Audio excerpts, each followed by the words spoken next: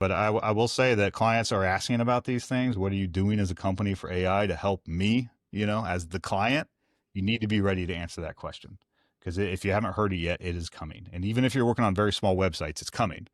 So it doesn't mean that answer needs to be the same when you're working on a $2,000 website versus a $200,000 website. But you need to be ready when a client says, what tools are you using? What AI are you using? Because they expect you to be using something to help them. And if you're not at this point, they're probably going to question why. So you have to be really careful about what you're trusting and with your data, because, you have to kind of know what you're using and what it's going to do with your data, and if it's going to have some accuracy. I can't just be taking my client's sensitive information, shove it into some AI model that's learning off of it, and then using that information somewhere else, right? That is a bad idea. So make sure you understand how any data you give it, what is it going to do with? Like ChatGPT defaults to training off your data.